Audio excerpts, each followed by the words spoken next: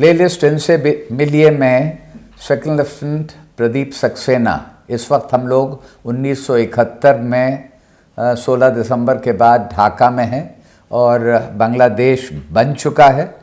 सक्सेना साहब वहाँ पर 1 महीना लड़ाई के बाद भी रहे, तो वो किस सिलसिले में रहे, वहाँ क्या किया, ये हमारे व्यूअर्स को बताएं आप। एक्चुअली जब हम पहुँच गए थे तो 16-17 को हमारे पास रहने को कोई जगह नहीं थी, तो 17 को हम लोगों ने रेस कोर्स के पास में ही एक स्टूडेंट्स टीचर्स सेंटर था जो कि ढाका यूनिवर्सिटी का था, तो हम लोगों ने उसमें जा कर के अपना डेरा लगा लिया जी। और उसके बाद में जब पलटन के आने का हुआ, क्योंकि पलटन तो अभी पीछे थी, नदी डेमरा नदी वो लाखिया रिवर क्रॉस कर रही थी, हम तो सिर्फ एडवांस पहुंचे थे ना, तो वहाँ पहुंच करके हमने कुछ एलिमेंट्स को भेजा जो ढाका यूनिवर्सिटी के अंदर जो खाली कैंपस मिला वहाँ पे हमने अपना पलटन का झंडा गाड़ दिया। तो पूरे 1 महीना हम लोग ढाका यूनिवर्सिटी के कैंपस में रहे और हम ऑफिसर्स जो थे यहाँ पे रहे। अब इसके अंदर 4 महत्वपूर्ण चीज़ें हुई जो हमारे उस 1 महीने के में।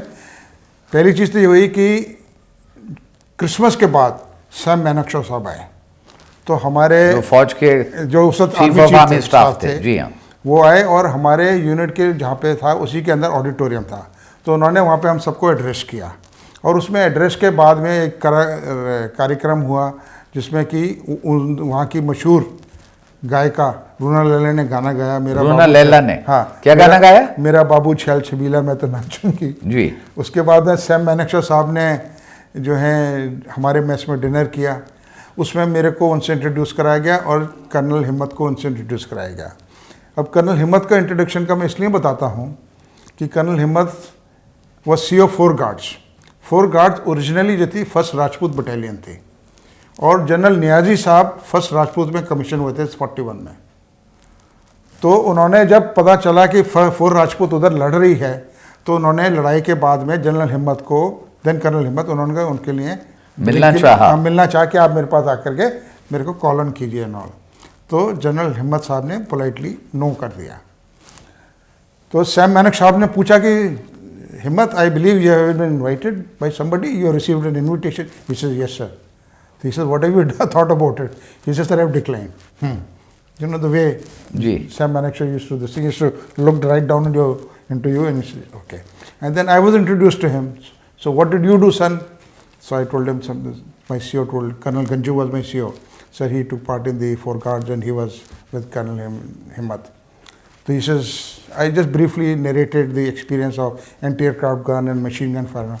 Oh, so you faced flak? I said, yes, sir. Don't worry, I have faced it every day in Delhi. So this is typical of Sam Manekshaw was there.